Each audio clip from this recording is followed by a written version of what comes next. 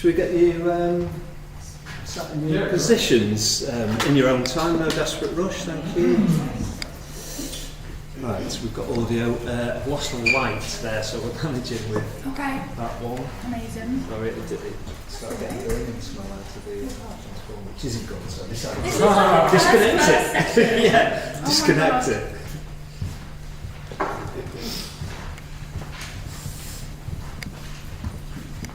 Susan's popped your names down on these seats. Got a seat in there.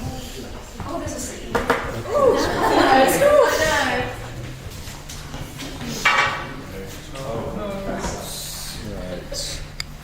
Do you have a few the order you do? Yeah. Could you just tell me that you get to the order on now, please? It'll just be that slide, but it should be on. Yeah. Oh. Yeah. I'll just keep it. So now, if you forget a name, you'll just like, I'm definitely. I just literally.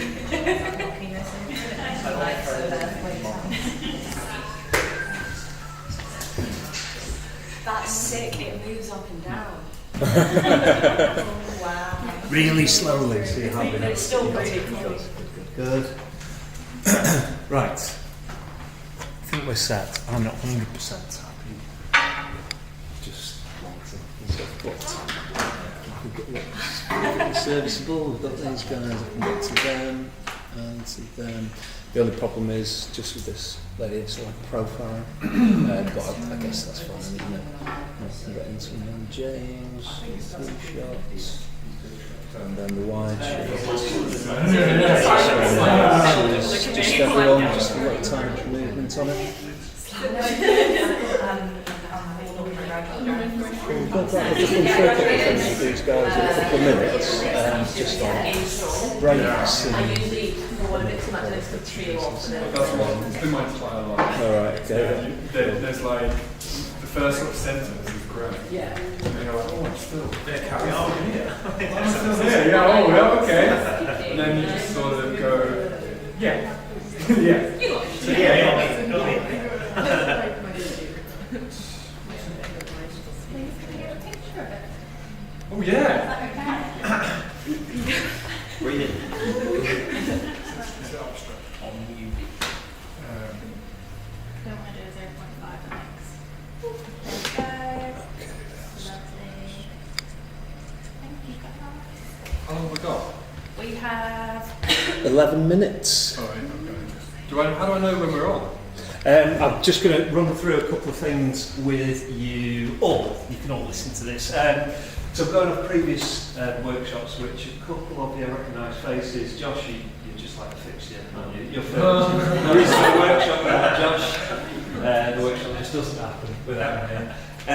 Yeah, so Josh, you've heard all this before, but to everyone who hasn't heard it before, we're going live in 10 minutes. At which point I'll count you in, James, with a 5, 4, 3, 2, 1, and then I'll give you this, and then it's hello, welcome to my workshop, and whatever spiel you want to lead with. Yeah. If you're going to talk at any point to the audience, this camera here is on like a wide, that just gives a little tiny bit of movement, so it adds a little bit of interest. This one is for tighter shots, so I can get 2 shots, 3 shots and singles of yourself as well. So if you start by talking to this camera, Great. if you want to change it after one of the breaks and you want it to be a little bit kind of tighter up, we'll go to this camera, which isn't a huge difference, but you just give me a little signal. Great. Yeah, I think it might just be joking. Cool. Breaks wise, for tasks or activities, have you got any plans in? Yes. Are they kind of rough or? Bit rough, Yeah, depending on how long the first bit takes, but I think basically the second half is a bit more break heavy. So Okay. the sort of first half will be maybe 40 minutes of chat and reading, and then exercise, 10 minutes, exercise, 10 minutes, exercise. If that makes sense. Yeah, cool. So with that in mind, you're going to be speaking to the audience anyway, just to say, look, we're going to take a break to do this task, we'll be back in 5 minutes, go grab yourself a cuppa. Correct. So as you're saying that, I'll be queuing up the slide and the holding slide, and then once you've said, go and get yourself a cuppa, as soon as I am happy that we've got an image on the screen that isn't you guys, I'll give you a thumbs up, say we're clear, and you can go to bathrooms, you can grab drinks, anything like that. Mate. Other than that, we are swearing positive, so work away, yeah, crack on. in any which and creative way you like, and yeah, have a great time. I think that's it. Right. We'll find out a bit, won't we? Have you got anything, Rosie? No, I don't think so. Awesome, thanks very much, everyone. That's my bit. Okay.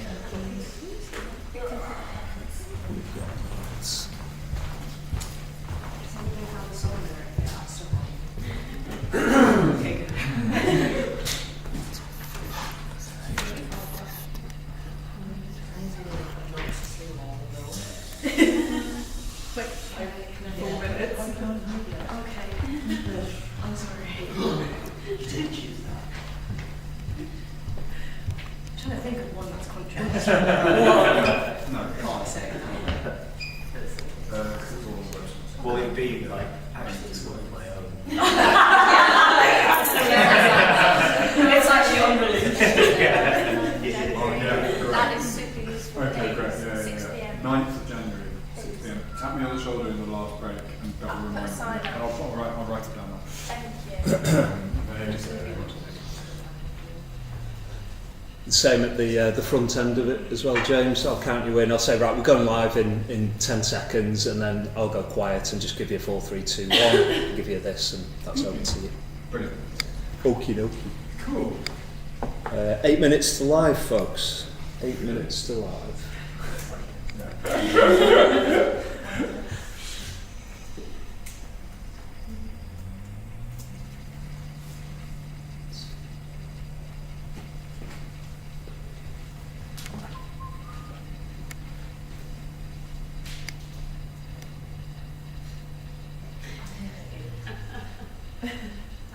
Bill cared for us.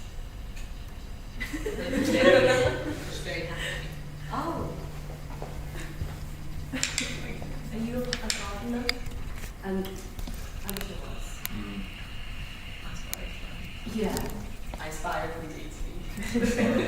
You see pictures of people's flats and they look so cool, all the big blinds. But how many did they kill to get to That's what I think, Yeah. Massacre. Stand on the moment. The money are all awful. It's very sad. And that's just like thousands of big stuff. Really expensive. Like, for that name. Yeah, literally. Yes, my flat is a cave. Yeah. I love it, but there's no light. You know. Yeah. So I don't know myself. I love those TikToks when they like put it in the shower and they flip the light on and off and like put the water on it to stimulate a thunderstorm. In the rain. Yeah. I just think that's really sweet. That is quite cute. I don't know. Maybe someone should do something like that. Like a terrarium. A hydroponic? Big word. I think that's what that is. The lake. Oh. I also terrarium. I'm only sliding through gardens. I only said that because I went to the frog part of the Manchester Museum the other week. And I love that. I love that. I love trying to find all the lizards. Do you think the you have to walk through all the dead animals to get there? Uh-huh. It's like that's the exact same, and then you go to the real frogs and these ones have been allowed to stay alive and having to live. It's that that makes it sad. But they don't even know they're not in the real world. Isn't that the saddest thing though? Sorry, not to ruin the Manchester Museum. I saw one lizard with it looked like a hammock because his tummy was hanging low. And I was like, I want to be you. It feels like a start of a poem. He doesn't know. It's 5 minutes to live, guys. 5 minutes to live. You know, you don't know nervous because I just keep chatting.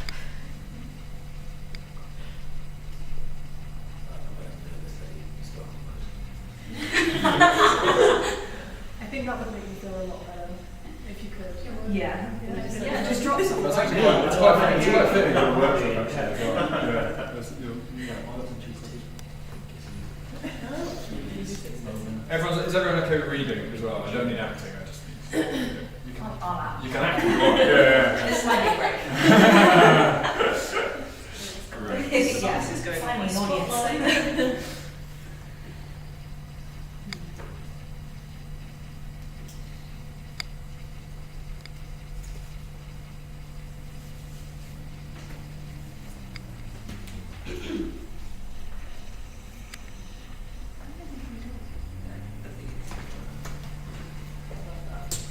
He's a big Joyce in the same seat.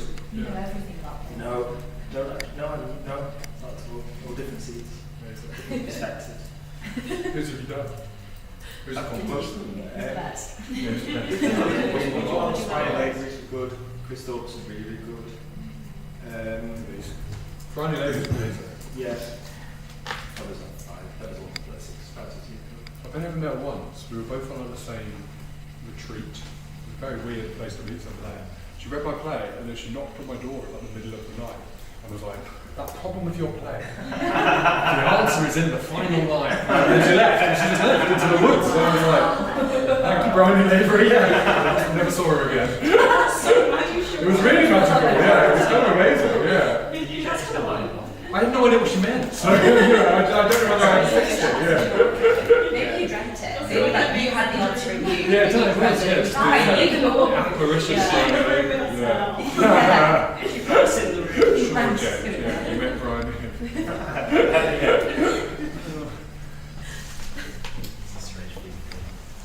Yeah, she was amazing, wasn't it?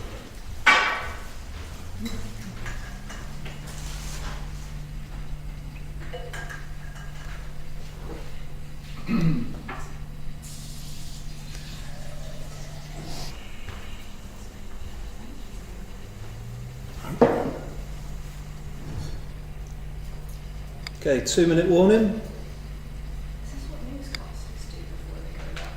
Yeah.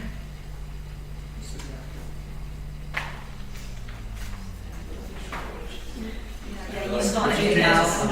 Oh, you caught. Welcome back. Sorry.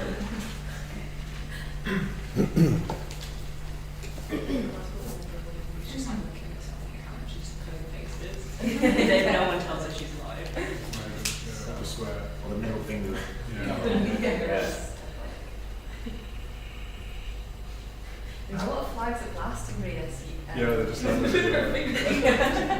She did. She kept the job, didn't she? She didn't really get in trouble. Yeah. Still on. So good. Well, we are slowly positive. Yeah, that's good with the abstract stuff. I'm not sure if you've seen uses. No.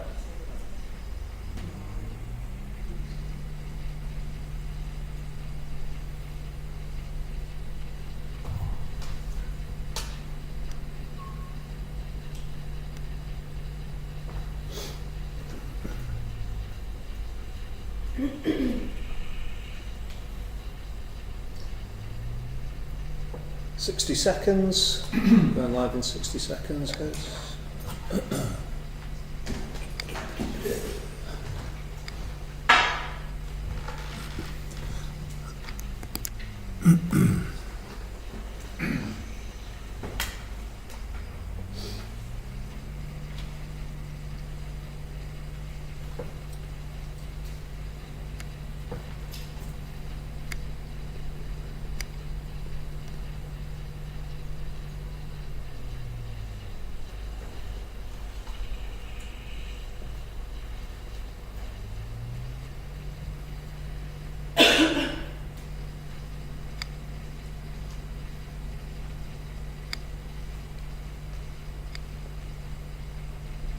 Okay, going live in 10, 9, 8, 7, 6, 5, 4. Hello, and welcome to this online workshop hosted by the Bruntwood Prize. My name is James Fritz. It's my pleasure to be here to talk to you today about how plays sound, the musicality of writing for theatre. Hello, and welcome to this online workshop hosted by the Bruntwood Prize. The Bruntwood Prize. My name is Fritz, James Fritz, and it's my pleasure to be here to talk to you today about how plays sound. How plays sound? How plays sound, and the musicality of writing for theatre. Hi there. You're on a web class run by a prize. My name's James Fritz. I'm glad to chat with you now on how plays sound, or the tune of words in plays. Hi. Fritz, class, workshop, how plays sound. Okay, go. Hello. This next one's really late. Hello, and turn your playwright's eyes to this class from Bruntwood Prize. I'm James Fritz, and I'm here today to talk of sounds that shape a play. How words can sing and lines can roar, and a dull script be made to soar. A tune in words that actors raise to bring to life the soul of plays. Hi everyone, I'm James, and I'm here to run a workshop on like dialogue and musicality and stuff, you know? Okay, that's the end. Hello everybody, welcome, lovely to be here, lovely to have you all. That was just sort of a silly example of some of the stuff we're going to be talking about today. The first introduction was written relatively dry, mimicking how I might say it off the cuff. The second introduction, you probably guessed, used repetition within the line to emphasize certain words and disrupt the rhythm. The third had the same sense but used shorter sentences. The fourth introduction, every word, if you notice, was only one syllable long. The fifth, every sentence was only one syllable long. The sixth one was in rhyming verse, which I thought was amazing. And the seventh used filler words like and ah to make me seem nervous and awkward.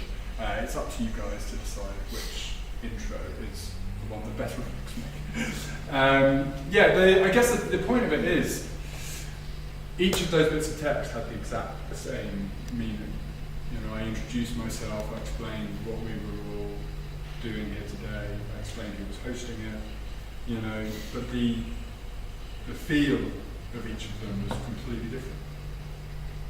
And it gave different impressions of who I was and different impressions of what the next couple of hours might feel like.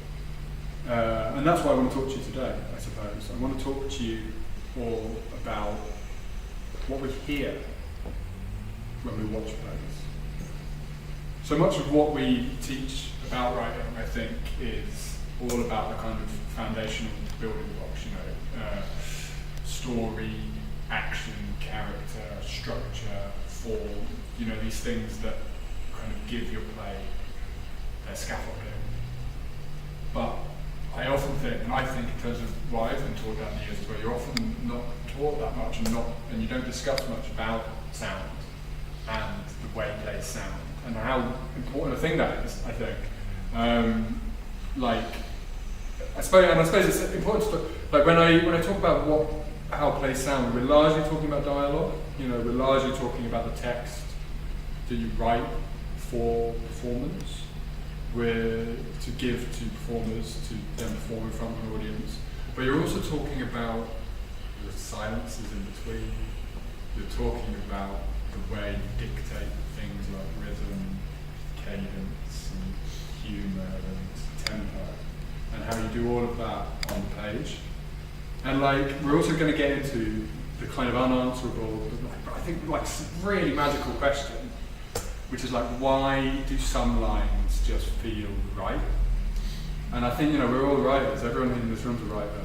Like, I'm sure you've all felt it. Like, you just know when there's something off, and you just know when something flows.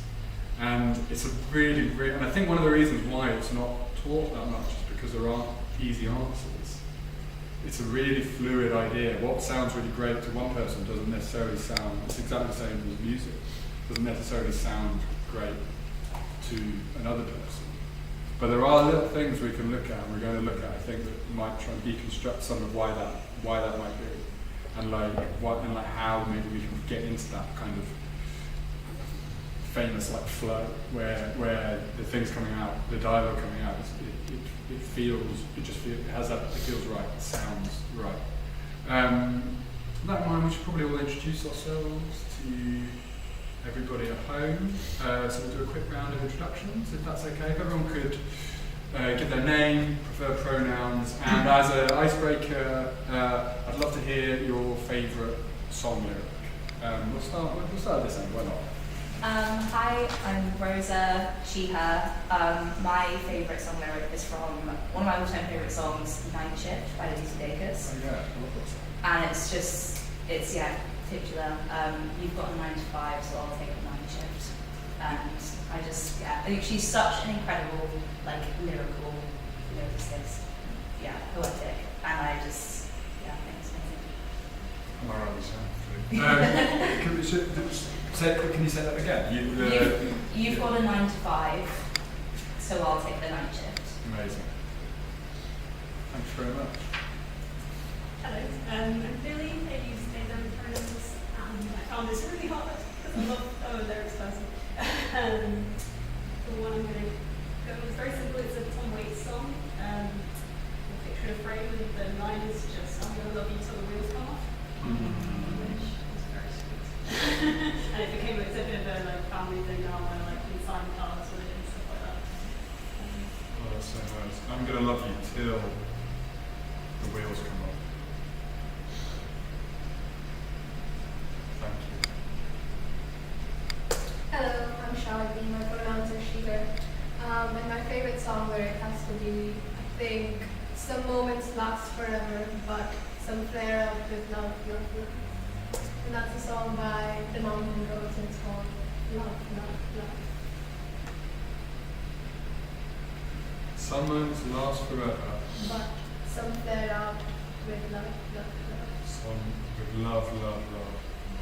Great. Thank you very much.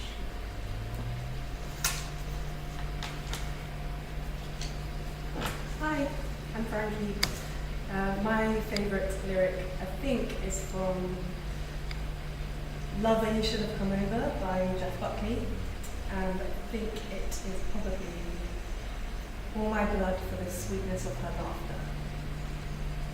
All my blood for the sweetness of her laughter.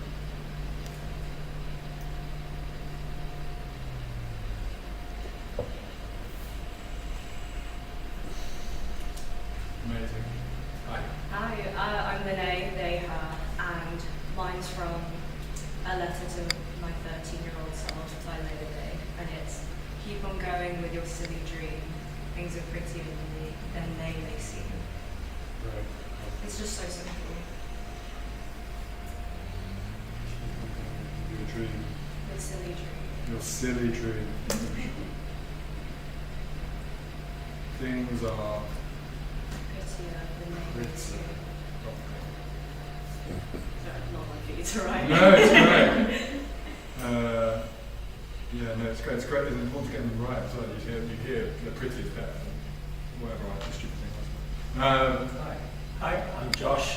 He, him.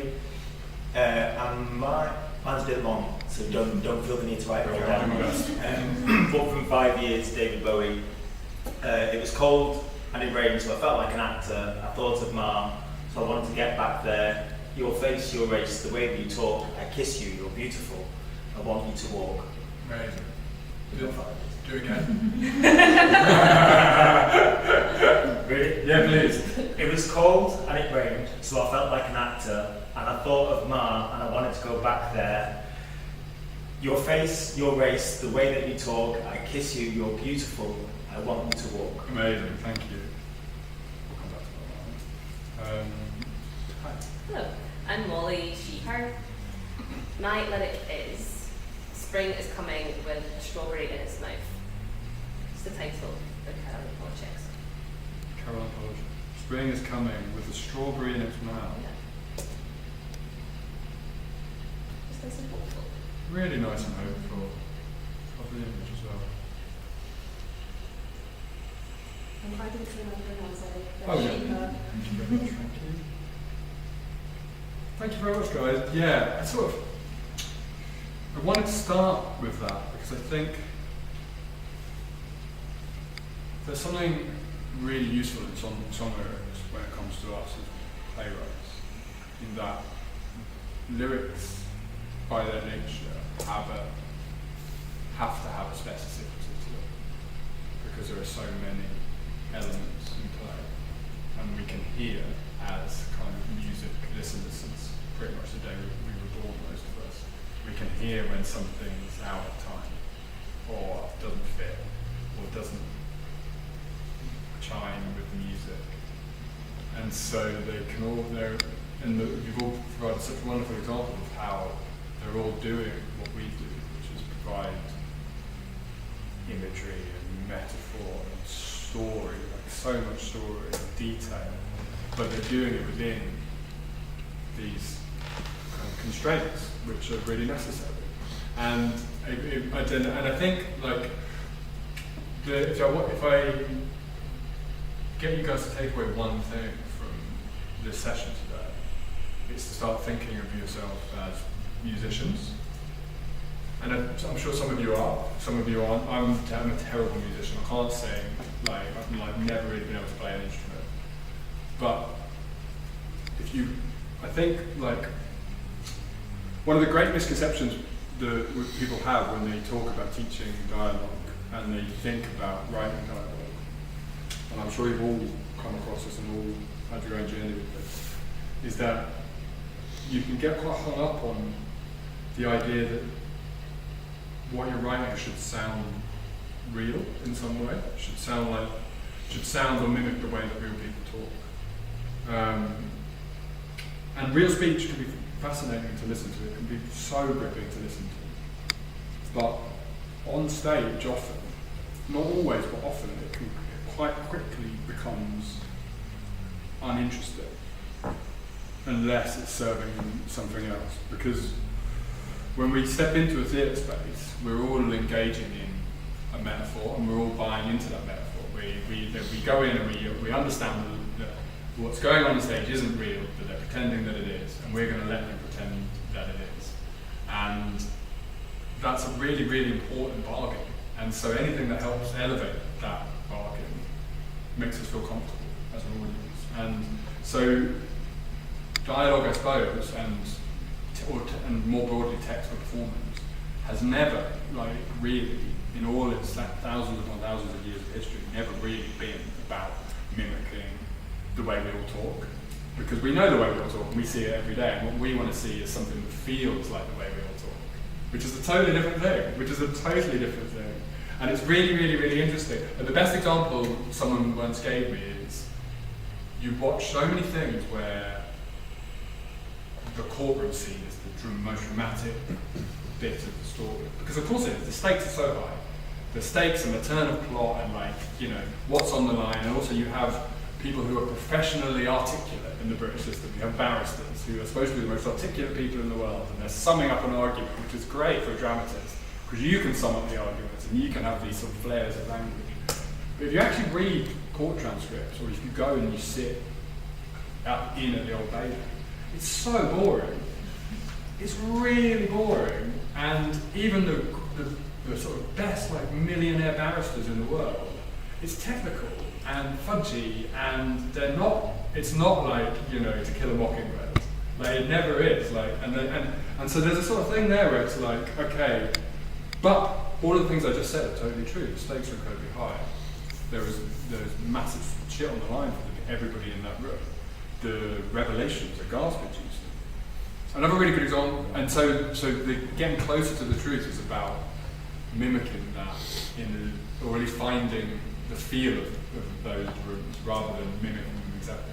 It's similar. The flip side is, you've heard people give speeches at weddings, and you've been in pits, right? Or you've been laughing your arse off. And if you actually read those speeches, it's not the most poetic language in the world. It's not the funniest thing ever written, but because of the context, it feels like it. And so if you're trying to do that at the end of a rom-com, you couldn't just put the best man speech as written, because everyone would be like, that's what he said. That's terrible. And so there's a sort of game you play as writers where you're sort of trying to capture the feel of reality, but you're not actively mimicking reality often. And that goes back to the very beginning of what we do. Playwriting has its roots in storytelling. In oral storytelling. There was thousands of years went by before, where we were storytelling before the written word came into play. And often, in most cultures, that element of storytelling came accompanied by music, musicianship, singing, and even as far late as the ancient Greeks, who wrote the kind of plays upon which we now kind of base our modern ideas of comedy and tragedy. But most people who have studied them believe that music and singing were huge parts of those shows, and we just don't know how. We don't know which. The chorus in the Greek plays would dance and would sing, and these translations that we have now, which have kind of echoed down the years, they've started. There's a very good argument they started as musical scores. And so, I guess this is what I'm talking about, is what I'd love you all to start thinking about when you're writing, and maybe some of you are doing this already. I've wrote the definition, and I did the lame thing of looking up the definition of music in a dictionary, which is vocal or instrumental sounds combined in such a way as to produce beauty of form, harmony, and expression of emotion. And all you have to do is take out instrumental there, and you could be talking about playwriting, And I think what's been lost is this idea that the two things are the same. But I do think if you look closely, and if you really engage with the way your body responds when you're in the theatre, we're all such innate storytellers from birth that we feel when the tempo is rising, we feel when something is funny.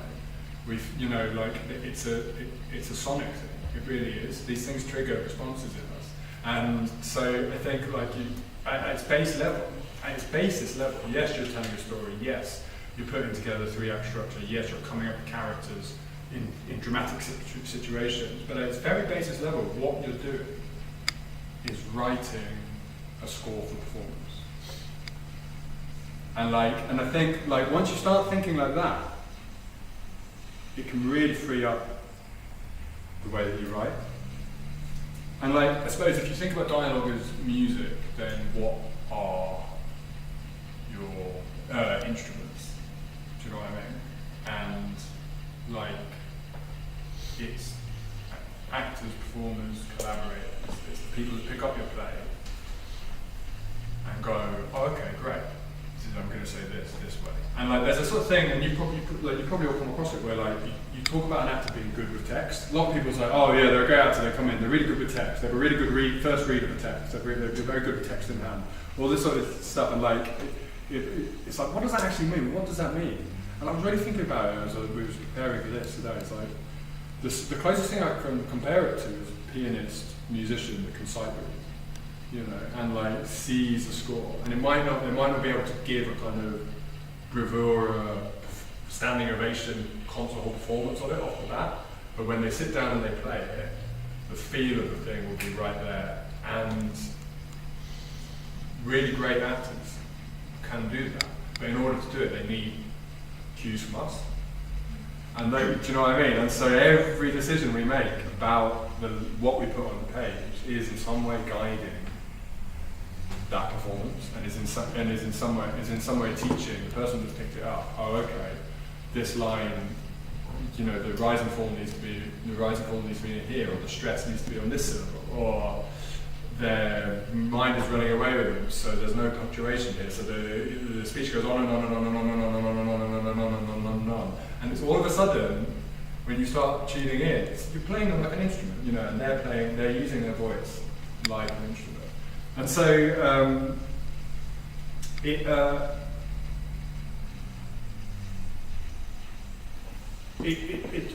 it's just something I think that can be a bit forgotten, because you can get so hung up on events.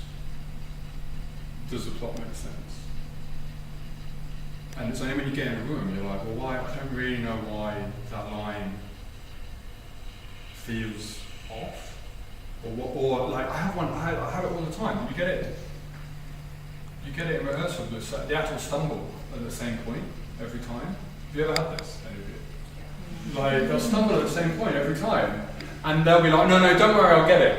Don't worry, I'll get it. And it took me ages to realise it's not them not having worked it through it. It's me. It's the language thing. It's a tiny language thing often, and it can be imperceptible.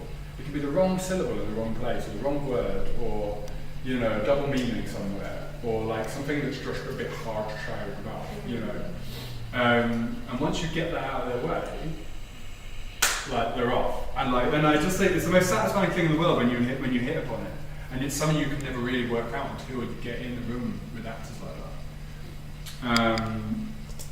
But yeah, so that, I guess that's the big picture idea for me.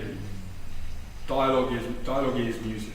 It has all the same, and I'm not, someone here is a proper musician, correct me whenever I use the wrong terminology, but it has rhythm, it has a beat, it has a meter, it has tempo. It has all the same dialogue has all the same properties as music, and it's written to be performed in front of people. And the people in the audience, just as they do at a concert, have an innate understanding of what works and what doesn't. Now that's not to say there's one way to make it work, and there isn't, and there's not, and it's not to say that just like with a musician, it's not to say as well you need to find. People always talk about voice. That's what it's like. People always talk about writers finding their voice, and again I was like, what does that mean? And it goes back. It's the same thing. I think it's okay, what's my way of making with my linguistic fingerprint that makes these things feel like they work and feel like they sing, And there's never, all of my plays I think have been slightly different. Some writers you can pick it up, you can pick up any Pinter and be like, you can kind of be like, okay, that's Pinter, or Carol Churchill, or Shakespeare. Some writers will shift, from play to play, project to project. You can't believe the same person written this film and this play. But if they've done it well, they'll both be using different, you know, it's like doing a disco album and then a country album. Like, it's the same artist, but using different tools in the toolbox. So yeah, and I might, as an example, the playwright Nina Siegel is one of my favourites. She's a good mate, but also like just a beautiful writer. And like, I thought I'd start as an example, reading out the opening to her brilliant play In the Nighttime Before the Sun Rises, which has been done all sorts of places. Because I think it has and I'll pass it around so you can see how it's laid out on the page, so I think it has a lot of the kind of musical properties we were just talking about. What I'm going to do is read out the first couple of pages, and then we might go back and we might try something, but it might not work, so bear with me. Somewhere, not here, but somewhere, it is nighttime, proper middle of the nighttime. Somewhere, not here, but somewhere, there is a room, and the room has blank white walls and a window looking out onto dirt or fields or McDonald's. Somewhere there's a burning building, and somewhere else a snowstorm. Somewhere there's a woman, and somewhere close a man. Somewhere a body falls 6 floors from an office window to the street below. On hearing the news, a colleague will Google, what time of day is most common for suicides on his work computer? Somewhere, not here, but somewhere, a man sits at a long glass table and thinks about his family. A woman picks through rubble with hot, bare hands. A thin young man, a boy, really, is discovered, frozen to death on the steps of a police station. Now it's a brilliant opening. It's a brilliant opening to a play, and like sets up the premise of the play gorgeously. Like sets up the kind of themes she's going to be working with. But the reason why I wanted to start with it is it feels kind of incantatory. It feels like it could be written thousands of years ago and be backed by drums and be backed by, you know what I mean? Like it has music in its bones and rhythm, and the way Nina's laid it out. You know, I'm a terrible actor, and I've only dry read that once today, but it's hard to go wrong. It's hard to go wrong if you just follow the score she's written for you, you know. And like there's a line here which I think sums up what I'm talking about, which is a woman picks through rubble with hot bare hands. A thin young man, a boy really, is discovered, frozen to death on the steps of a police station. Now that line would make just as much sense saying, a thin young man is discovered, frozen to death on the steps of a police station. It would make just as much sense saying, a thin young man, a boy, is discovered, frozen to death on the steps of a police station.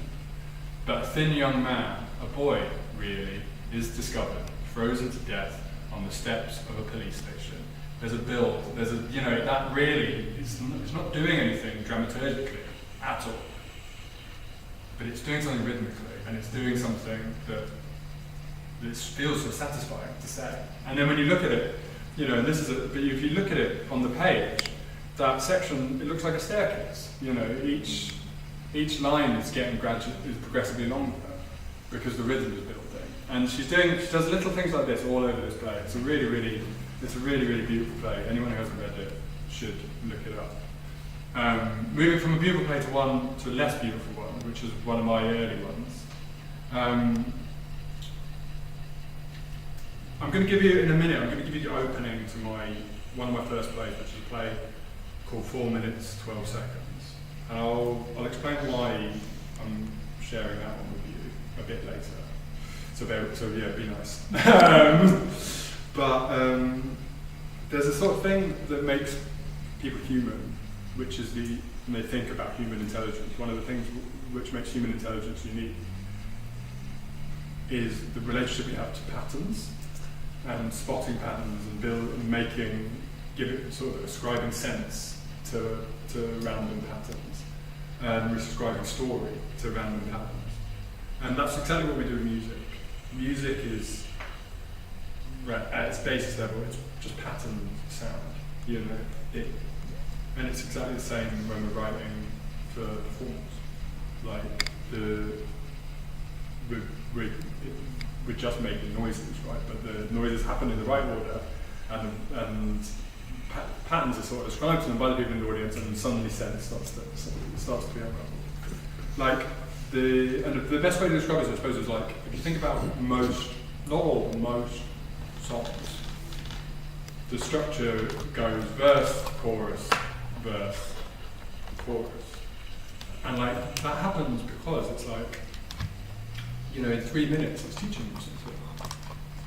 It teaches you the verse, you hear the tune.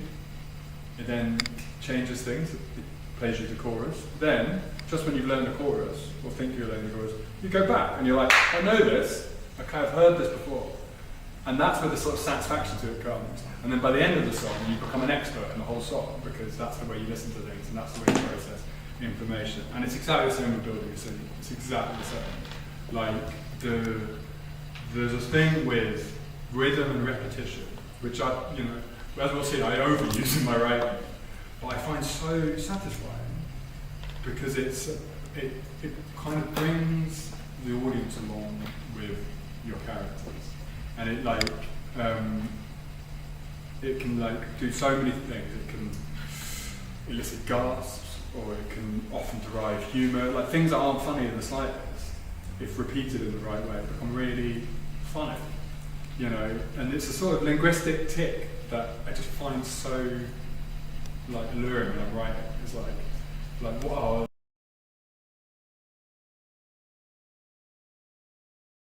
Think about it, and you look, and like most of the plays I've got here, if you look at any one page, you'll often see the same word repeated 3, 4, 5 times, because it's that thing. It feels right. It's like working on a, you know, like a pentatonic scale.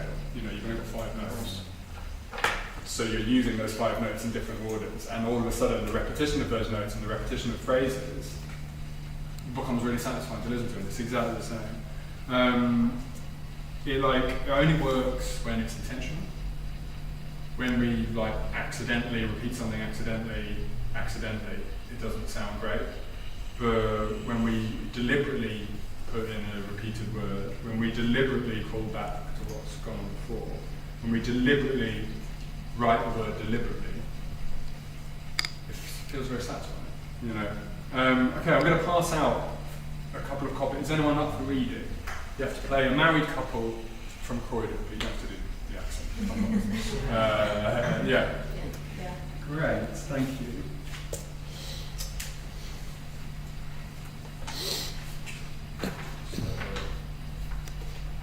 Yeah. Great. Yeah, if you do die, who wants to do David?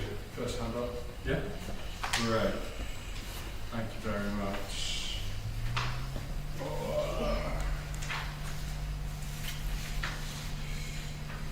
So yeah, we don't need any context. It's the opening of the play. The two parents in their house in Croydon.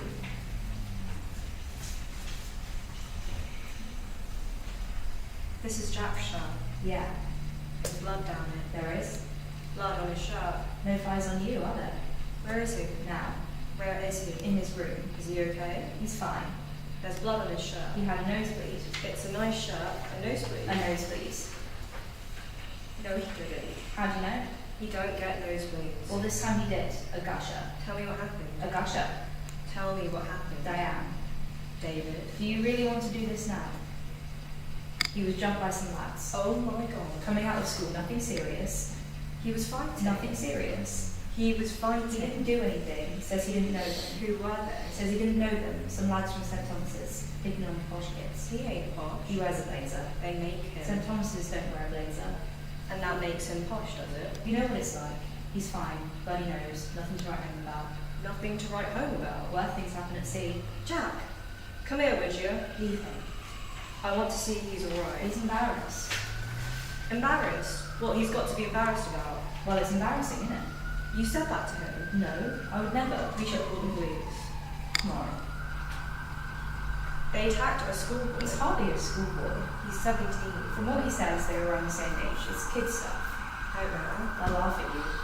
The school then should at least phone the school. It didn't happen at school. I mean, that was why we sent them there, to get away from this. They want to know they can put measures in. Measures? Up security, send round a letter. Just teenagers, innit?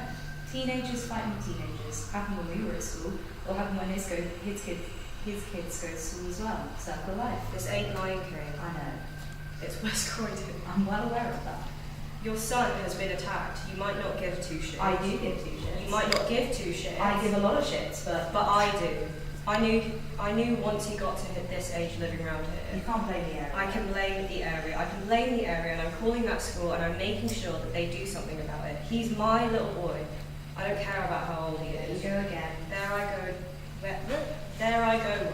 There I go. Where again? Thanks very much.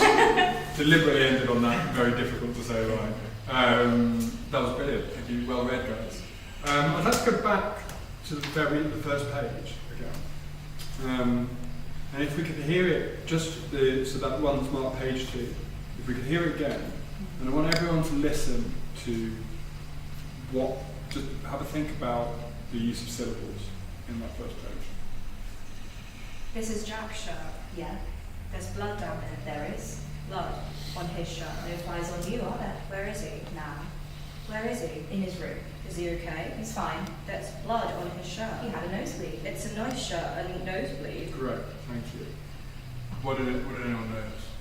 100%. Yeah. The first time that there's more than one syllable used is nosebleed, right at the bottom of page 1 of the play. And it's a really interesting thing because it's like the play is a sort of family thriller that starts with quite a small inciting incident and then unravels.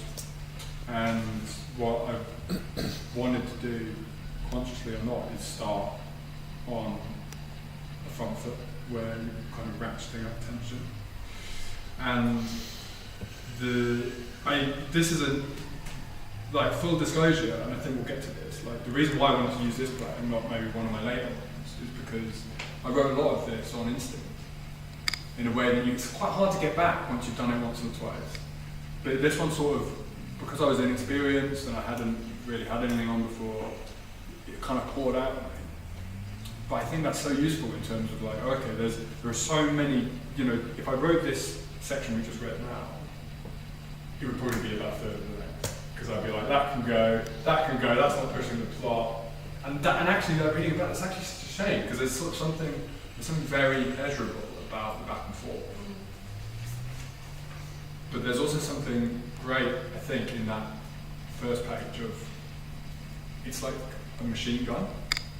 Like this is Jack's shit, like everything is like bang, bang, bang, bang, bang. And it's like, you've got two people here, both embroiled in the same situation, both of whom have the same relationship to this kid they're talking about, playing ping pong.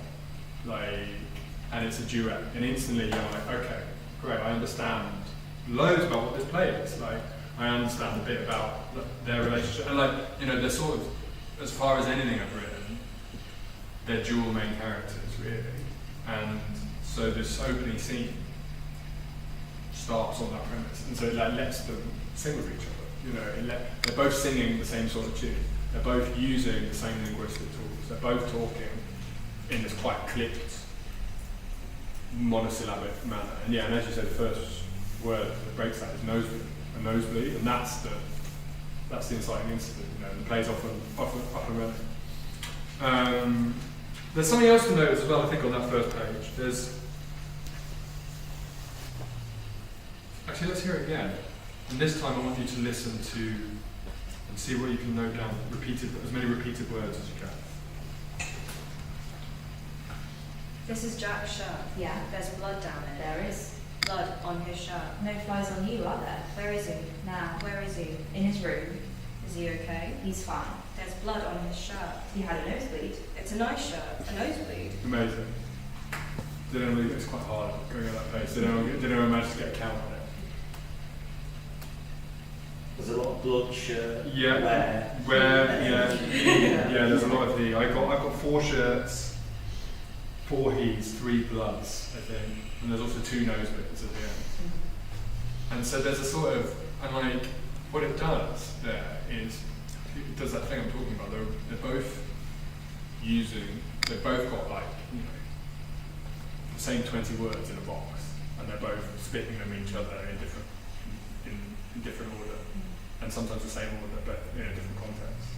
And when you do that, it does create a kind of a duet to the characters. It does allow the audience to see them both as kind of, you know, one entity. You know, like it's like they're almost but not quite finishing each other's sentences. Now there's, you know, one of them's pushing back. They're not agreeing, but they're mirroring each other, and they're throwing words that they each spit out back at each other. And it just creates something sonically that I just find so satisfying. And I want to do it again. I'm doing this has been really great. I'm like, I should do this again. I should try and do this again. But it's a really difficult thing because it became purely because I didn't know what I was doing. And I was like, oh, this sounds good.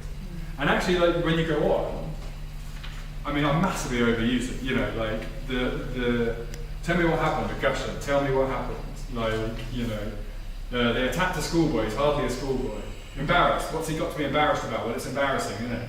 Like they're constantly saying the same lines and the same words, like back at each other. There you go again. There I go. Where again? Is maybe my favourite. Also the most difficult one to say because it's not. Because all of a sudden it's nonsense. It's like it's kind of nonsense, and they're kind of unpicking the device that I've been using, which is that it's all vernacular. It's all these like little turns of phrase, and then all of a sudden she's throwing it back in, but she's like, you know, she's asking a question nobody ever asked about that. Does that make sense? Yeah. Great, thank you. Yeah, so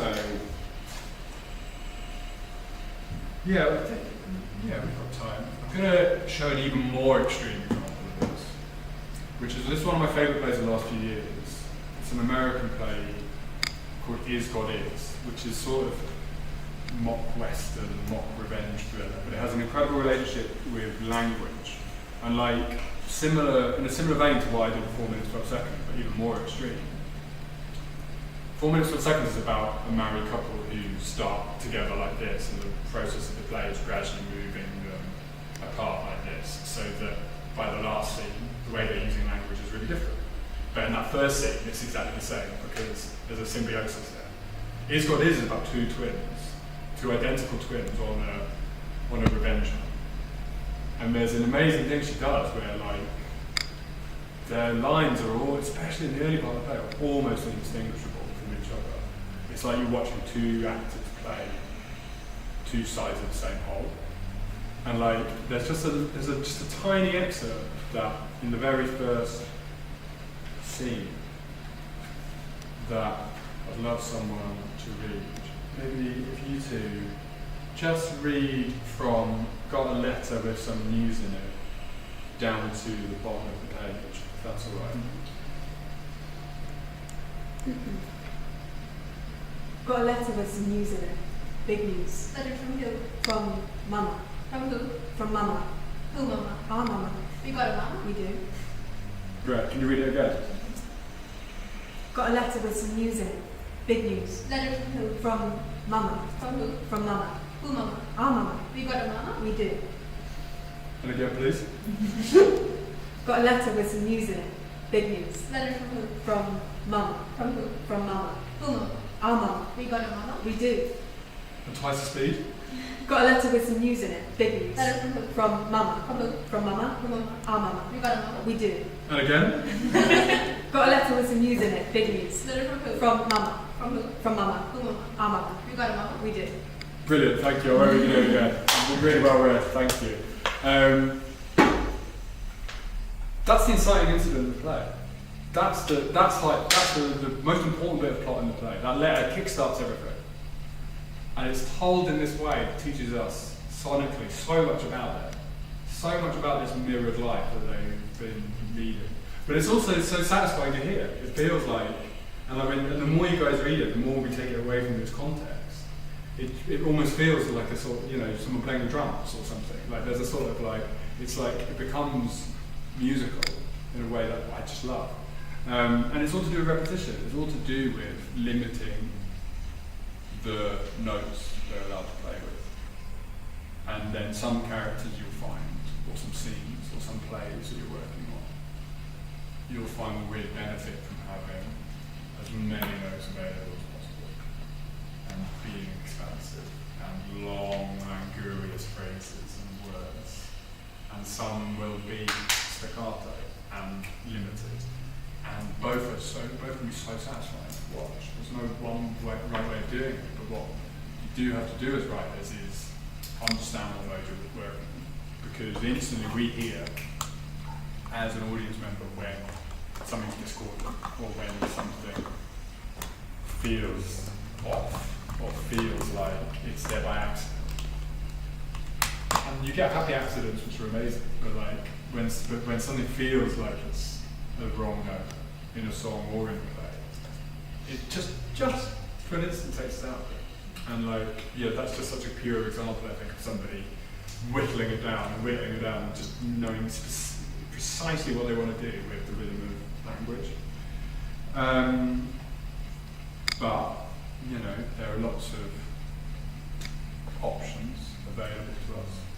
There's a sort of, in kind of all types of writing, but it's particularly brought up a lot in poetry, the concept of meter, and we've touched upon it a lot already. The rhythm of syllables in a line or phrase, where the upbeat is, where the downbeat is. Like, that is sort of everything when it comes to writing for a performance.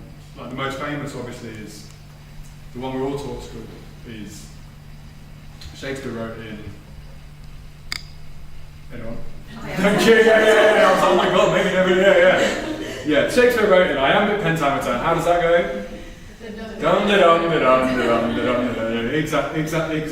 Exactly that. But it's like, whenever we write anything, we have our own meter, right? And we have our own relationship to meter. And we'll usually, you know, I'm not a linguist, but you could take any page of anything anyone's written and be like, okay, that's a tetramater, or that's this, or that's and that. You know, like I've already done this once in this thing, so maybe I'm belaboring the point, but we're going to look at the opening 4 minutes 12 seconds, my play again, if I can find the right bit. Bear with me. And we're going to see what happens when you start fucking around the meter. So what I'd like each to do, maybe, is that the original? Yeah, great. If you guys start, let's read the opening again. This is the opening as it's written in my kind of Dennis Kelly rip-off, staccato, like Freudian-y, back and forth language. So if we can hear the opening again. We've both got the same one, so yeah. Great. This is Jack's shirt. Yeah, There's blood down there. there is. Blood on his shirt. No flies on you, are there? Where is he? Now, Where is he? in his room, Is he okay? he's fine. There's blood on his shirt. He had a nosebleed. It's a nice shirt. A But no- nosebleed. A nosebleed. No, he didn't. How do you know? You don't get nosebleeds. Well, this time he did. A gusher. Tell me what happened. A gusher. Tell me what happened. Diane, David. do you really want to do this now? Great, thank you. Beautifully read. Yeah, that's fine. Great, everyone feel familiar with it again? You guys can go around David this time. There's plenty to go around. Everyone will get a go. If we could hear this rewrite.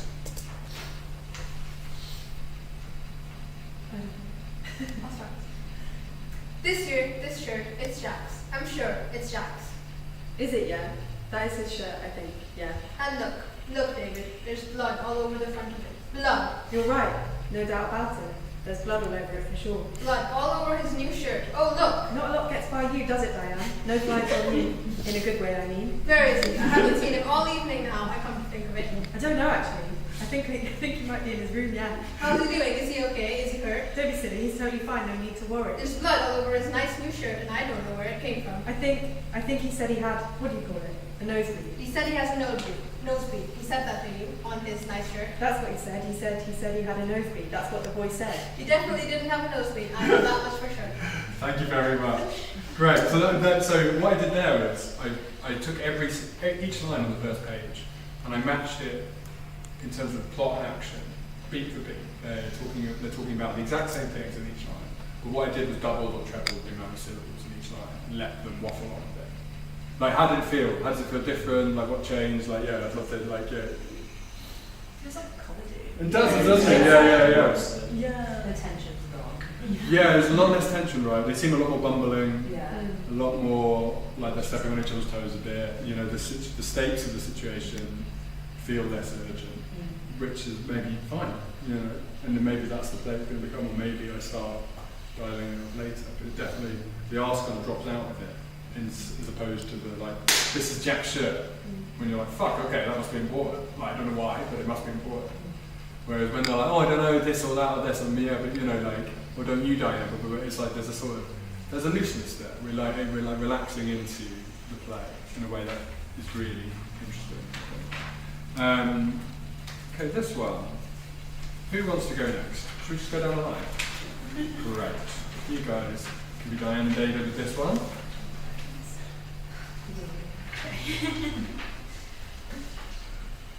This is Jack's shirt. There's blood down it. There is. Blood on his shirt. No flies on you, are there? Where is he? Where is he? Is he okay? He's fine. He had a nosebleed. It's a nice shirt. A nosebleed. No, he didn't. He doesn't get nosebleed. Well, this time he did. A gusher. Tell me what happened. Tell me what happened.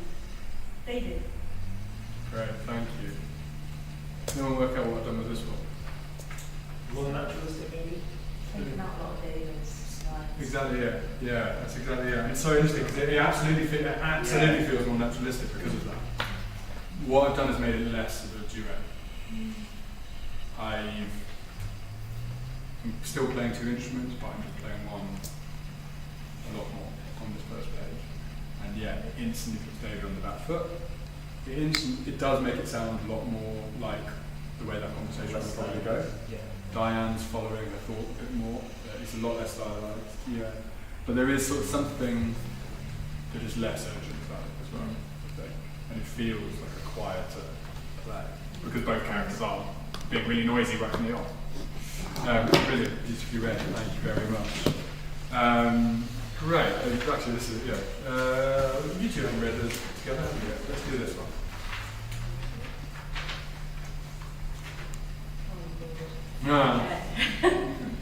This is Jack's shirt, and there's blood all over it. David, do you see this is a nice shirt, there's blood all over it. Where is he?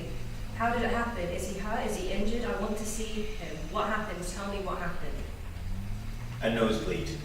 A nosebleed? He doesn't get nosebleeds. He's never had a nosebleed the whole of his life. The whole of his life, as long as I can remember, I mean. This time he did. Please, David, tell me what happened. I need to know what happened. I really need to know what happened, so just tell me. Thank you very much. Okay, it's getting slightly silly now, but like, that's what happens if, often, and it's such a good tool to have, that's what happens if you have one character that is really fast tempo and really verbose, and language pours out of them. And then instead of matching them like for like, you match them with a completely different instrument. You match them with something quiet and measured, and that maybe has only 2 or 3 lines in the exchange. And it becomes a very different play. Diana all of a sudden becomes a very different character. The feel of the play is very different. But the plot is the same. The plot is the same. The information that I've given to the audience is exactly the same. And often it takes a rewrite to work this out. For me, anyway.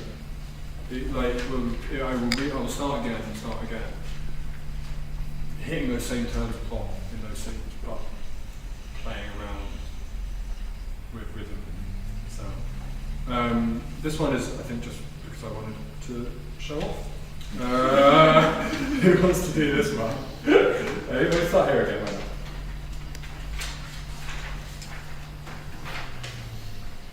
I'm pretty sure that this shirt's one of Jack's. I think you might be right. And look at this, there's blood all down the front. You're right.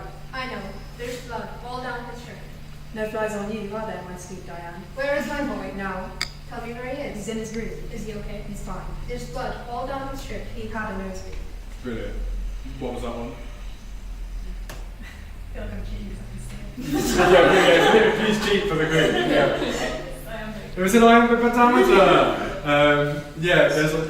So that was me being really rigid with the dum-de-dum-de-dums. And actually, like, what I find really fascinating is it's maybe the one that's closest to the version as written, because they are in syncopation and they are finishing the beat of each other's lines in a way that we do with modern dialogue, and we do with modern dialogue that works. We don't give it a fancy name. We don't say it's iambic pentameter or whatever else. But the reason why they used to write it that way is because it keeps everything stable, and so the kind of the information can then shine. Like everybody's singing the same song, so we can pay attention to what the lyrics are, you know. And it feels to me, I did it as a bit of a joke, but then when I read it, I was like, it's actually not worlds apart from the original version. I think I've been yapping for ages, so are you up for doing some writing? Yeah. Amazing. So, yeah, the first exercise is all about what I've just talked about. It's about changing the rhythm, looking at the meter, and the effect of its movement. The effect it has on mood and pacing and all sorts of things. So I'm going to give you a prompt. Two characters, A and B, are waiting for news about an important job offer. And for those of you playing along at home, we'll put instructions up in a minute. Decide what the job offer is, and what each of the two characters wants for themselves and for each other.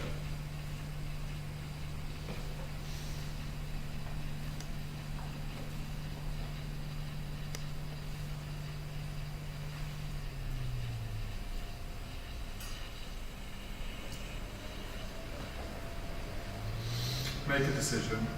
Do either of them get what they want? If not, what's stopping them? And decide what happens at the end of the scene.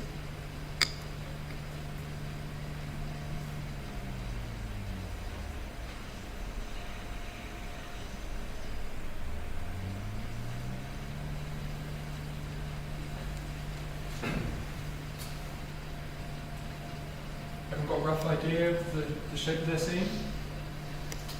Okay. Step one is I would like you to write the scene from beginning to end. I'll give you about 7 or 8 minutes. And both characters speak in long flowing sentences, full of clauses, and you can allow them to interrupt each other if you like. And then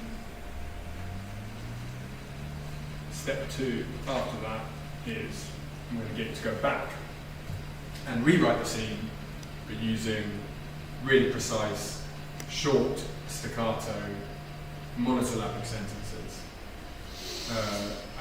Then you can feel free to include beats and pauses. So don't worry about that for now. Let's start with our nice, long, luxurious scene and see how we get on. Yeah, and that should all be up on your screens any minute. Thanks very much, guys. Happy writing.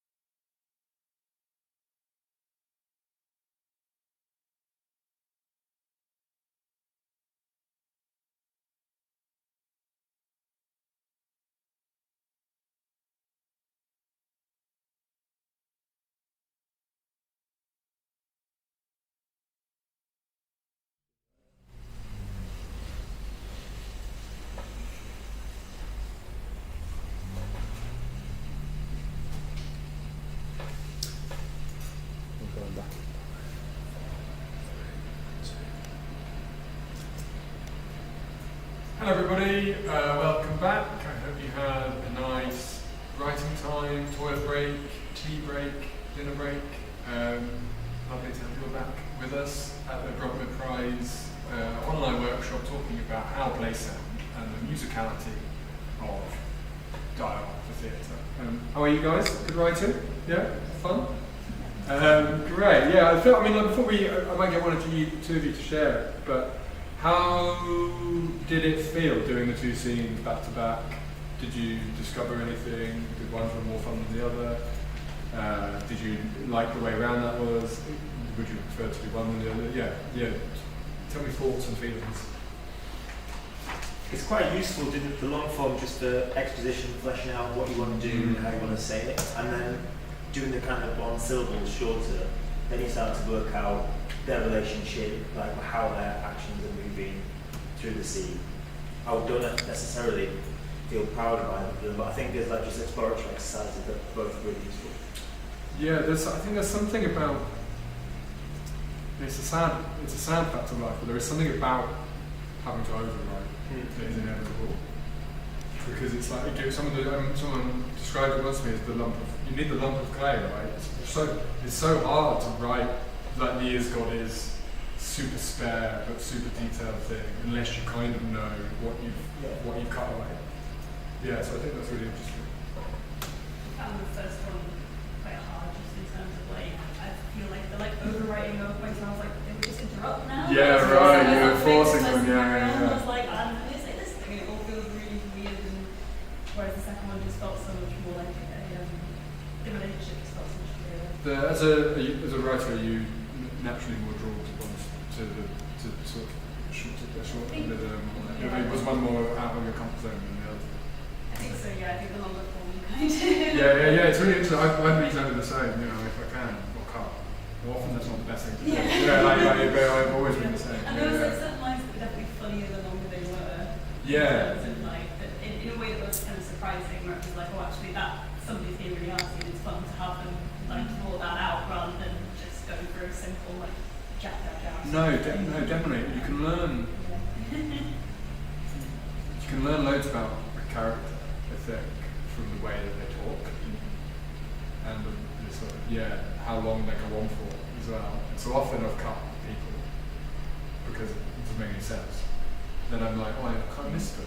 They're not fully themselves. They're not fully themselves anymore. Yeah, so that's great. Anyone else? I think with adjectives, it was easier for me the second time to help mind down into what outcome they actually want.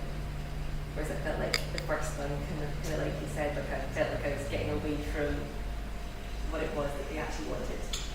Yeah, right. So they were talking around the subject. Yeah. Interesting one. Yeah, and I think it goes back to what I was talking about right at the top of the session, which is that it's not our job to mimic a real conversation. Because a real conversation, unless you're incredibly skilled, and even then there's purpose, I think, and there are writers like Annie Baker or Robert Holman or Alexander Zeldin who do kind of a hyper-naturalistic dialogue. But then when you read it, it's not. It's still just as crafted. It's just they're just so good at what they're doing that it feels like nothing's going on in the scene. And as you get to the end of the scene, you realise the whole world's going on. But there is a thing of if this scene was happening, and it's a sort of thing we all do. I think when we first started writing as well. I used to do it all the time. I'm like, well, I can't just have them be like, so what's this job then? It has to be like, oh, hey Dan, how are you, man? Great to see you. Do you want a Coke? I'm gonna have a Coke. Because that's what would happen, right? And it's that same thing people make fun in cinema of people never say goodbye on the phone. But it's because we know they say goodbye as the audience. We don't need to see that. Okay, all right, mate. Yeah. I see. Yeah, we'll catch up soon. I don't need to see that. But it is silly when you look at it. It's silly. Why does everyone just walk out the door? Or why does everyone put the phone down? But it's because it doesn't sound necessary to us. It doesn't sound. And we don't like to share. I know it's awful with these things. You write such mad things, but it would be great to hear one example that's contrasted. Please, safe space. Who's going to be come on? Oh. Some of the us and everyone on the Alright. That's a very good point. Alright, we'll I'm happy to share. I don't know. If you want something to be shared. only if you feel comfortable. Yeah, I've got enough rubbish out there. You and me both, mate. You and me. Okay, great. Yeah. One the long one or the short one? We'll do the long one first, and then we'll hear. Okay, I'll try to read my handwriting. A and B. A. It should have come through, but it hasn't. It's 5 past. Their office will have closed, so no one will be in the office now, and that's that. There's no hope. B. You don't know there's no hope, but even if they have gone home and it hasn't come through for you, it doesn't mean there's no hope. A. Of course it does. If they don't want me, no one does. It's fucking telesales. They get anyone to do telesales, don't they? Or don't they? I apply thinking at least they'll surely have me. B. It's telesales, but it's a gin telesales company. And whilst I'm not trying to drink, think about my hope. A. It came through. What do you know? They're closed at 6. I can't read the rest, but you get the idea. Yeah, 100%. Yeah. That's gorgeous. Yeah. And the short one? Short one. A. No hope. B. Of course there is. A. They've gone home. B. So. A. Nothing came through. B. Good. A. Good. B. What about my hope? A. I need the job. B. Well, it doesn't sit good with me. A. I wouldn't sell to you. B. I prefer you at home. A. I've not a choice. B. We're better at home. A. It's come through. B. And A. There's hope. Oh, that's really beautiful. I was going, is it beautiful? At the end I was trying to make it a bit creepy, like B's like, don't get a job, stay at home. Are they a couple? I think so. Yeah. Great. No, I love that. And then, but again, it's like so. The first one had loads of magic in it. It's a lovely use of repetition and all the things we've been talking about. They're like different. It feels like different medium, doesn't it? It feels like completely different worlds you're in, and the same stuff's happening. I just think that's so magic. And I think it's like, I'm sure you all do this already, but I just think it's always a good, and you guys at home as well, it's always a good exercise to be like, what, especially I think when you're starting something new, when you're trying to find out what this thing is. Often it can be overlooked, like what this thing is rhythmically, sonically, because we're so hung up on what it is formally, like what's it about. And they are the big questions, but then you can get quite far down the line and not be painting in the right colours, and then you have to retool. What I'm really mixing my metaphor here. Is it painting? Is it music? But you get the idea. Like I think it's okay to keep starting again until oh my god, now they're flying off the page now, and we'll get onto it. That electric feeling. And I guess it's like everyone has like an automatic, I think, go-to meter. Yeah. So that's really useful, like going between the two and thinking, no, don't just do auto writing. Like what's best gonna serve this? Which like those are two very different stories. 100%. And like I do the same. All my posts kind of start the same, and it's a process of me moving closer to or further away my natural habitat. The thing I always do and always have done is steal. Like, be a cover artist, at least at first. Because when you start mimicking writers you like voice, it becomes your own anyway. It's your language. But you start getting it, even like writing an own bit pentameter there, it's like, I was like, wow, I should do a whole playlist, this is so fun. And I've ripped off, I would never have come to that naturally. Like, and I think there's a sort of thing of, if you're like, oh, this doesn't feel quite right, how would X approach this? How would Y? What do their plays sound like? And all of a sudden you can be in a really exciting place. Thanks very much, guys. That was very brave and very informative. Belabouring my musical metaphor until it's like dead in the ground.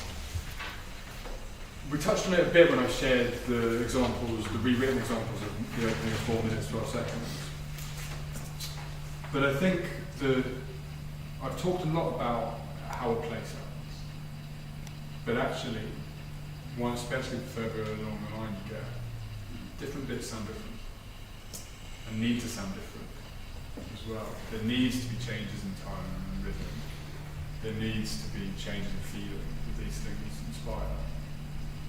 And different characters should, at least at points, be playing different instruments, be playing different music.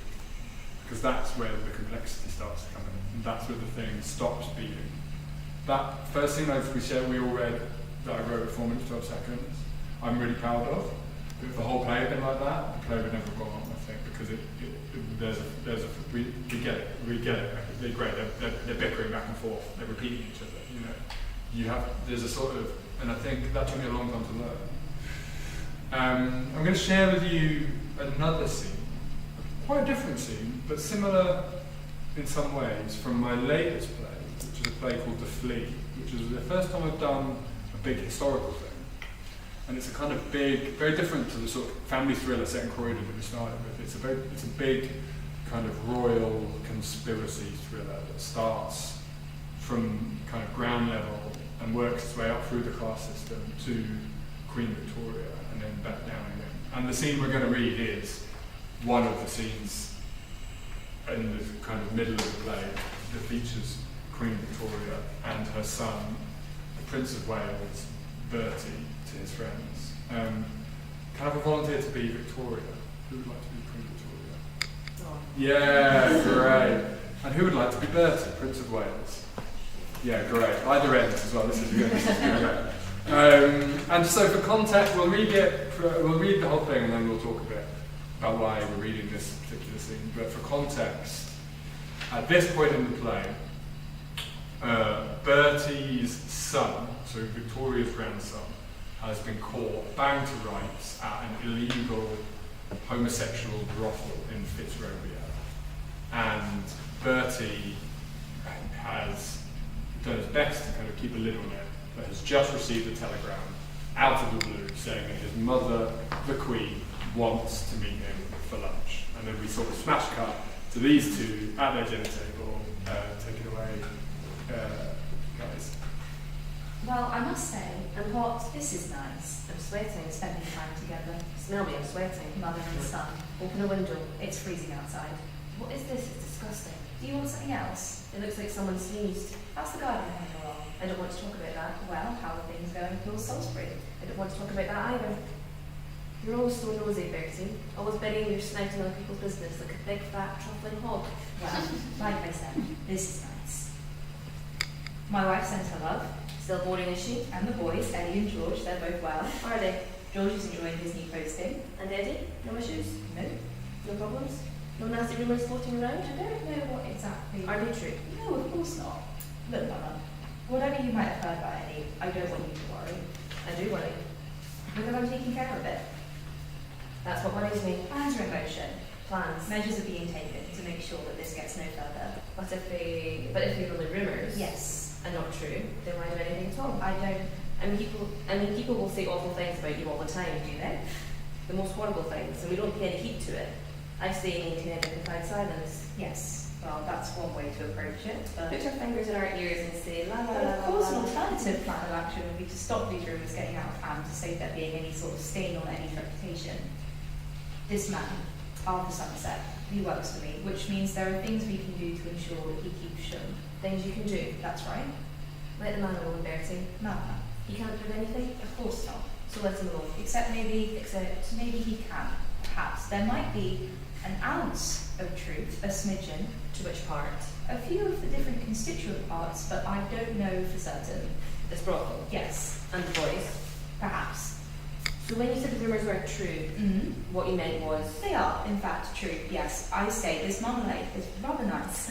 you spoiled that boy, you know. His mother insisted on breastfeeding him herself. I said at the time, whether or not cows.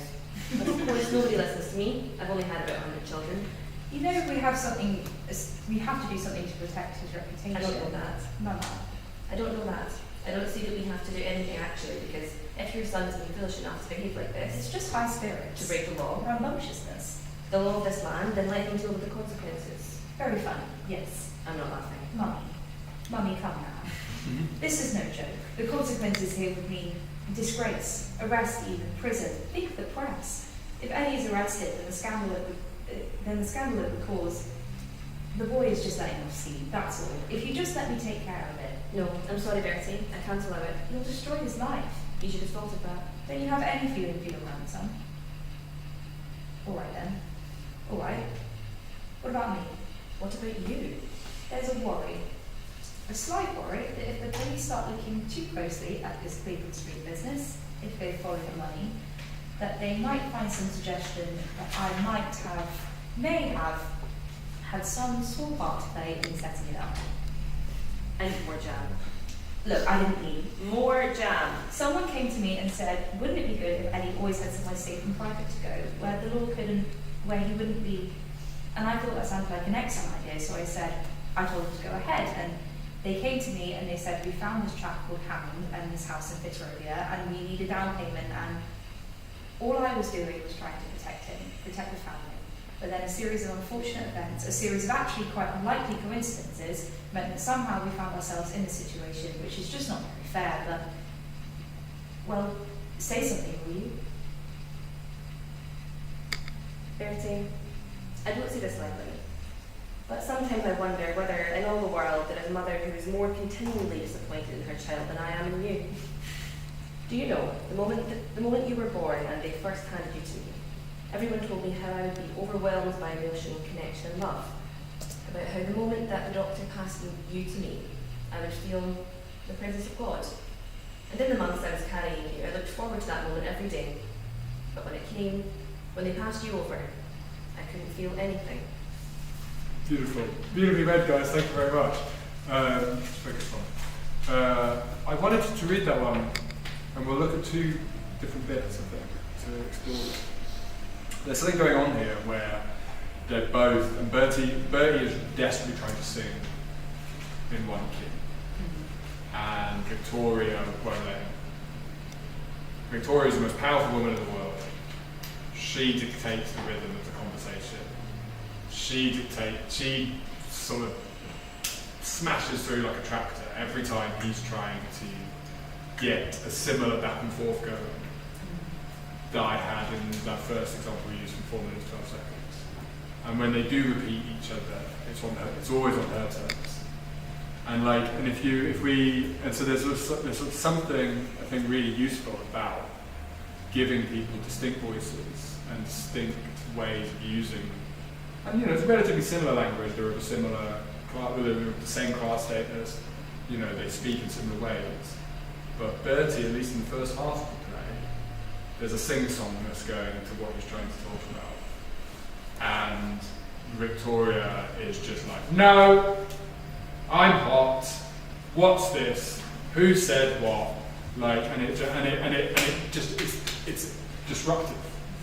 It's like sonically disruptive and it's dramaturgically disruptive, and it's disruptive to Bertie, who, bless him, keeps trying to get them back on the same page. If we listen to that first exchange again. Well, I must say, I'm hot. this is nice. I'm sweating. Spending time together, Smell me, I'm sweating. mother and son. Open a window. It's freezing outside. What is this? It's disgusting. Do you want something It else? looks like someone sneezed. How's the garden coming along? I don't want to talk about that. Well, how are things going with Lord Salisbury? I don't want to talk about that either. Great, thank you. And now let's just hear Bertie's lines, no interruptions. Well, I must say, this is nice. Spending time together, mother and son. It's freezing outside. Do you want something else? How's the garden coming along? Well, how are things going with Lord Salisbury? Lovely. All of them have got the same kind of timbre. How's the garden coming along? How are things with Lord Salisbury? Well, this is nice. Should we just hear Victoria's? I'm hot. I'm sweating. Smell me, I'm sweating.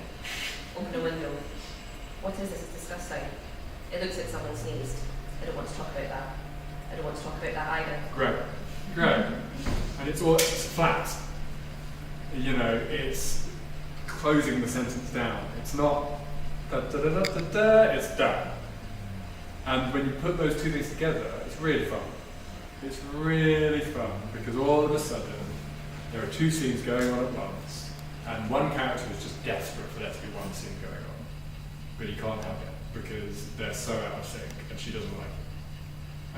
And it's just the sort of thing, like, and once you get to know your characters better, know your scenes better, all of a sudden you can be like, okay, great, this is the scene where they keep talking and they don't listen, or they interrupt, or this is the scene where they keep using really flowery language and they just use really clipped punctual language.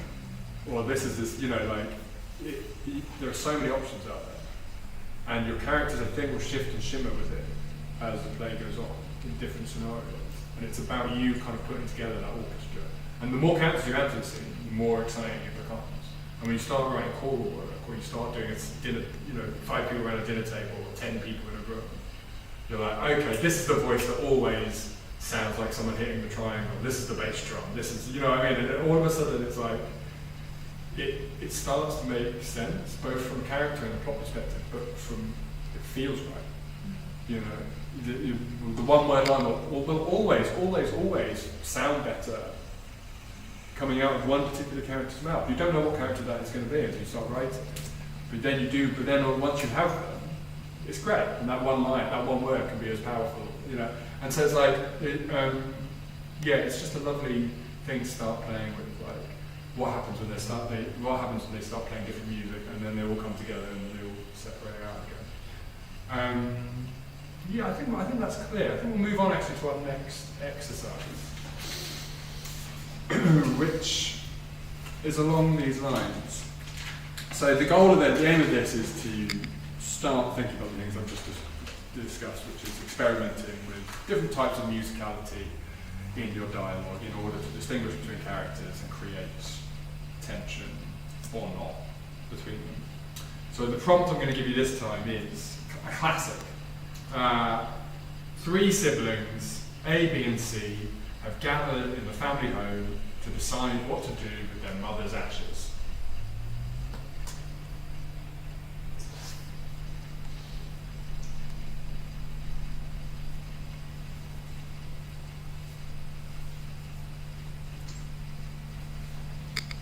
Each sibling has a different voice, which conveniently for us sounds and feels like a different instrument.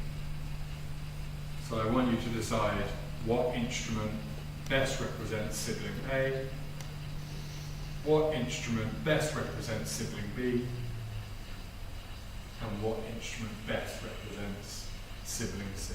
And have a think about what those choices mean to you.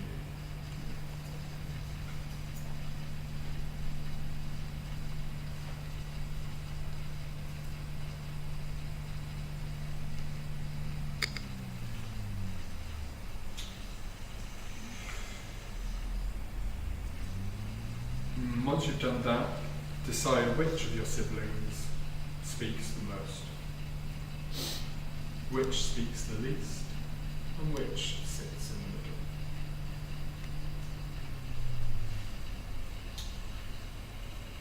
Finally, just to help give you a bit of juice, make a quick decision about what each sibling wants to do with the ashes,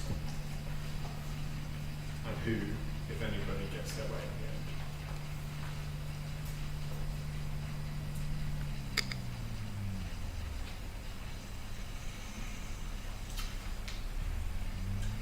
Everyone called the prompt? Great.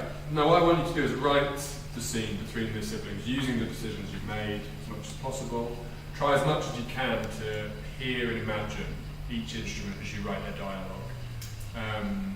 And try and remember that at certain points the instruments are designed to complement each other as they would in a band or an orchestra. So it doesn't all have to be discordant.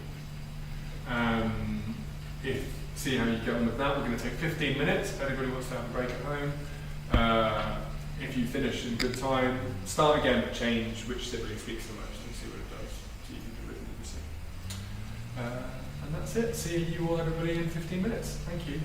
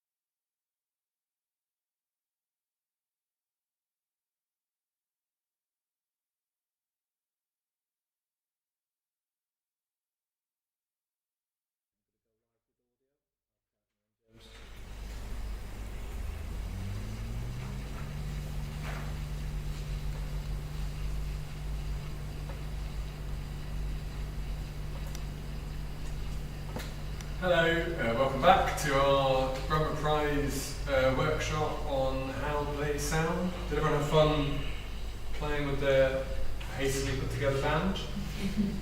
Amazing. We probably won't share these ones unless anyone's desperate to. But what I'd love to hear is what instruments you chose. Like, so what was the makeup of each of your bands? Yeah, maybe if we start at the end and we'll go around. Yeah, what 3 instruments was there? And I had piccolo, double bass, trumpet. Amazing. It's a double bass, saxophone, and a cajon. You know, all those kind of Peruvian drums. Oh, cool. Okay, great. I've got into one recently, so I thought I had to pick it up. I didn't have an instrument for this, but this is just brass. Oh, Just great. getting brass. And then one's violin and one's a flute. I had oboe, piano, drum. Bass, guitar, piano. Oh, great. Trumpet, a harp, and a triangle. Oh, 2 triangles. I did a classic string trio, violin, viola, cello. Amazing. I'd love to hear, so talk to me about the triangles, like how did it affect their interjections or their role in the thing? I think it was always like a slight interjection almost in there. And for me, the character who was the triangle always had the power in the scene, even though they were saying the least, which was fun to play around with. 100%. Often it's the way, right? How about your triangles? It felt like a similar situation. It Amazing. was like often kind of coming to accentuate something at the end, and there was a really nice note thing kind of at the end like that, and like, I don't know, but the confidence. That's great. The strings, were they all, was there a sort of similar vibe? Were they like... Yeah, well, I mean, like, I grew up playing violin and playing in trios, and like the thing that you get taught is like listening to each other and like the conversations that instruments have with each other specifically. But like it tends to be like the violin always has like a big like fabric bit at the top, so it talks the most. The viola has these like random like nice interjections, so it's a bit more of like a slightly different instrument, and then the cello has often the least to do but keeps things very steady and has the most beautiful moments. So the cello speaks the least but has the most weight. The viola has the sort of random, maybe more comedic interjections, and the violin just like speaks over everything. You might not have made this decision, but did you? Who was the oldest sibling? Who was the youngest? The violin was the youngest, Brilliant. and the cello was the oldest. Of course, but that makes so much sense, right? Yeah. It's like, yeah, great. Yeah. No, that's really beautiful. Any other discoveries of instrument-led dialogue that anyone made from the start? I have 2 older sisters, so I'm one of 3. So it's very much me projecting my sisters and relationship onto this. And brass was the oldest for me, but spoke the least. But also when they did speak, it was very impactful. Middle was violin because they just love a chat. And then, sorry, Layla. And the flute was the youngest, which I'm the youngest. And it's just like, they just don't care, and it's very like light and like, Yeah, oh, let's just right, make yeah. fun of it. Because Yeah. in my scene, they literally pick up the urn and talk to it because it's their mum and be like, nah, she doesn't look like she'd be a diamond. Like, 'cause they're talking about what to make the ashes into. Amazing. So yeah, just playful. That's gorgeous. I think, and that's exactly it. And I think like there's a, you know, Dennis Kelly played DNA, where like the first few scenes, one of the main characters doesn't say a word, but he's always there. And then when he talks, it changes the whole play. And I think there's just something about being aware of like what everyone's up to when and how you're bringing them in and how they're fading away. And I just think that's a really fun exercise to kind of get out of this. Because also you start discovering characteristics by them as well, and you start thinking of them as these inanimate objects. Very beautiful. Thank you very much for sharing. We're getting near the end, and so I wanted to talk a bit as we finish about how useless all of this has been. Because I do think one of the reasons why we don't explore it that often is because you can't. I really don't think it can be taught. I do think there is something fundamentally magical and instinctual about it. And I think the thing I would love everybody to leave here with is starting to learn to listen to those instincts. Starting to trust what is in here and what's in here when you hear dialogue and when you're writing dialogue. Because you can overthink it. You can think, oh wow, okay, this is written in this meter, or I'm trying to do this one syllable thing, or whatever else. But all of that, you know that already. Everybody knows all that already because we listen to language, we listen to music all day, every day. And so the thing that is really, really difficult is to start paying attention to when it sounds off. And only you can know that about your writing. The best way to do that is read a lot out loud, listen to a lot, have people read your work. I'm sure you'll do, I think you can think you've written the most beautiful line in the world, and then you get to the reading and it's like, why is that so flat? And it's because, there's just something you wouldn't have discovered about it until it sits in someone's mouth. And I think there's a sort of, you know it when you know it. One of the most famous lines in theatre is the end of Streetcar Named Desire. Blanche Dubois' whole life, his relationship with her sister has been wrecked, and she's having a breakdown, and the doctor comes to take her away, and she says, "Strangers' kindness is something I've always depended on." She says, "The kindness of strangers, I have always depended on it." She says, "I have always depended on the kindness of strangers." No, they're all the same line, but only one of them reaches for something else. Only one of them sounds like poetry. I have always, 4 syllables, depended, 3 syllables, on the kindness, 4 syllables, of strangers, 3 syllables. It's a pattern. It's a pattern that we recognise even if we don't realise we're recognising it. And I would bet all the money in the world that when he was writing it, he wasn't sitting there going 4 syllables, 3 syllables, 4 syllables, 3 syllables. He was sitting there going, that's it. That sounds right. That sounds right in the character's mouth. And so if you take one thing away from this workshop, it's to start listening to the music wherever you can. I'm going to put up an exercise you can do in your own time at home, which is all about starting to trust in the flow and trust in that listening. So feel free to take that away with you and have a play with it. But for now, that's the end. The Brumber Prize is still open. It's open until the 9th of January at 6 p.m. So there's still plenty of time. You might not have written a word. You've still got plenty of time to write a whole thing and get it in. And I would urge you to do that because it's an amazing competition that can, it changed my career. It has changed the careers of so many brilliant writers. Thank you guys. You've all been amazing. Thank you for reading all my stuff and going with it. Thank you for writing so much. It's been really lovely meeting you. And you guys at home as well. Thanks for following on. Okay. Thank you very much. Good night. Cheers.